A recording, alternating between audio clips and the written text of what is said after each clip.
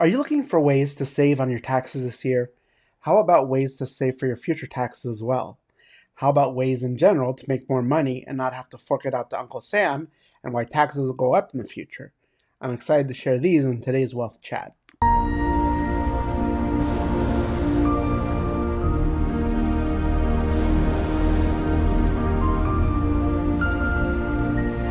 Sure, there's advice like tweak your W-4, save for college, fund your flexible savings account, also known as an FSA, to the limit, which is about $2,750 and up to $5,000 of your pay that you'll have your employer divert to a dependent care FSA account. If you earn less than $57,000, the Earned Income Tax Credit, or EITC, may be an option for you to save up to almost $7,000, and giving to charitable fund is another way to save on taxes if you spend money donating your time to charitable causes, as well, like stamps for a fundraiser, to the cost of ingredients for casseroles you make for the homeless, to the number of miles you drive your car for charity, at 14 cents a mile. Add such costs with your cash contributions when figuring your charitable contribution deduction. Keep a file of your medical expenses. Sell the crap stocks that lost money and are a lost cause to deduct the losses in those investments. See if your workplace offers an insurance plan that you could combine with a health savings account, or consider opening one yourself if you buy your own coverage. A health savings account lets you put money pre-tax for a wide range of medical bills, including deductibles, co-pays, and other medical expenses that aren't covered by insurance, such as vision and dental care. If you're a 1099, then there are a whole bunch more options that I don't have time to get into here. And you can ask me about starting a business to take advantage of those, like tax code 199A, also known as QBI, or qualified business income. You don't have to pay taxes on the first 20% of your business income. You are already paying a cell phone, an electricity bill. You have a desk in your rental to Zoom with clients on. You can claim a standard deduction of $5 for every square foot of office space, up to 300 square feet, or $1,500 right there. And internet service provider costs. You're already spending money on these things. What if I could show you how you can save those on your taxes as well? Do you know the difference between a W-2 and a 1099? For W-2 employees, they make their paycheck, pay all the taxes, then they get to spend what's left.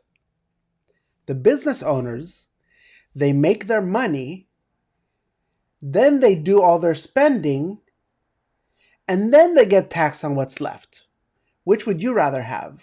I read that advisors recommend maxing out your 401k, 403b, and traditional IRA contributions to save on taxes for this year. Sure, that saves you money when you take money out of your paycheck this year, but then you end up paying a lot more later. Allow me to explain with a story I love to share as a licensed financial professional with my clients.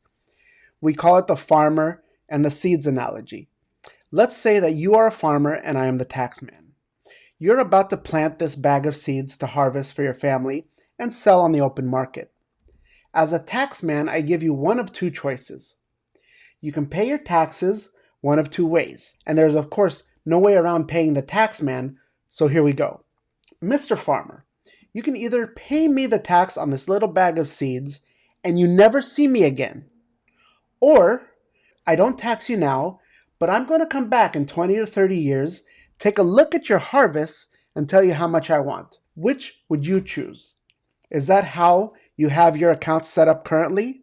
If you have a 401k or a 403b or anything else taking money pre-tax, then the answer to that question is yes. Is that something you'd like to fix? Did you know we're in the middle of a tax sale? To find this data online, Google, quote, historical highest marginal income tax rates, close quote. And there you will see in the 30s, the tax rate was between 25 and 79%. In the 40s, the rate was 81 to 94%. 50s, it was 91 to 92%. In the 60s, it was 70 to 91%.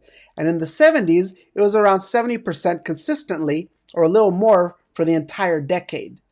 Coincidentally, the 401k was invented in 1978, and back then, at that tax rate, it made sense to put money in pre-tax into those retirement accounts. When 70% of every dollar you make goes to Uncle Sam, you say, hot damn, no thank you.